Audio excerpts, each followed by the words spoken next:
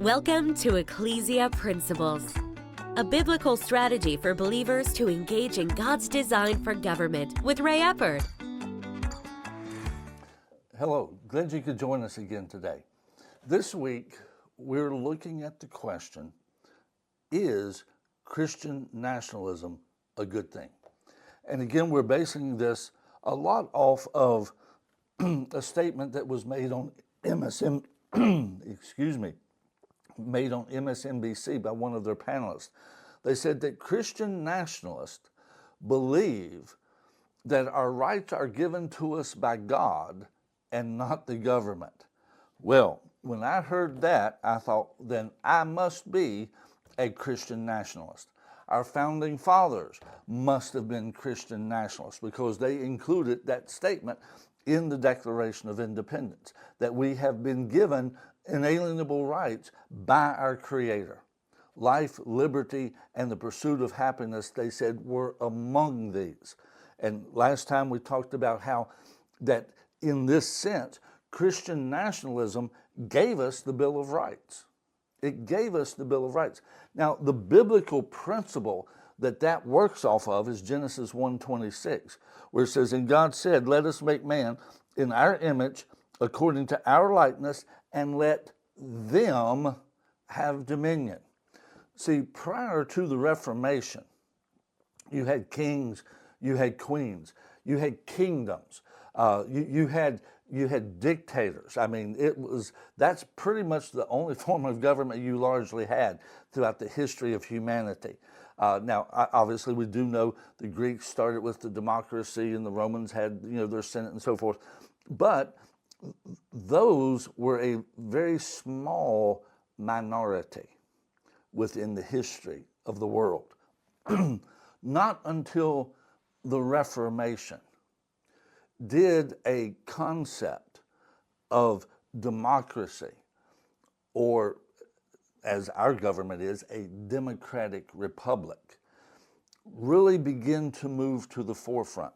And if you would, in that sense, Christian nationalism has given us that.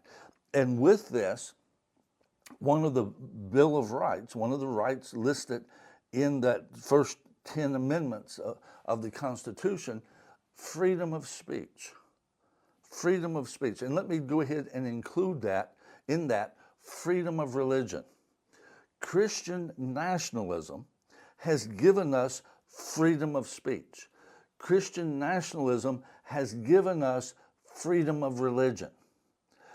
If you would, the thing of it is, those that want to move away from biblical application to government, they will always start taking away your freedom of speech and your freedom of belief.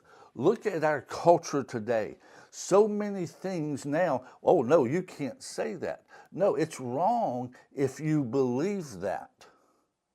You see, Christian nationalism is really the foundation of freedom of speech and freedom of belief. It protects that because we recognize that each individual is accountable to God, ultimately.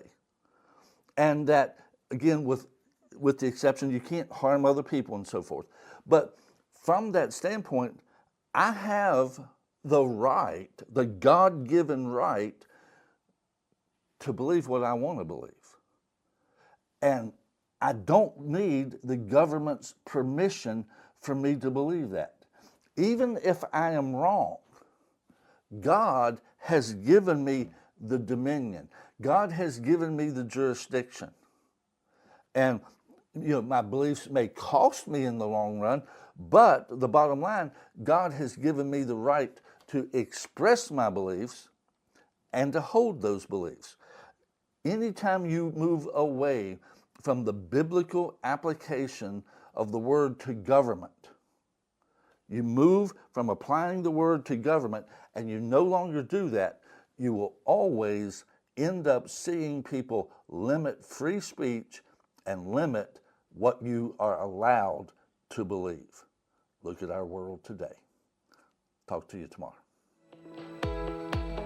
You've been listening to Ecclesia Principles with Ray Eppard. Follow us on YouTube and Facebook on our Ray Eppard pages. This program was brought to you by Victory Worship Center and World Outreach. Services Sunday 9 o'clock and 11 o'clock, 200 Hammond Lane, Stanton, Virginia.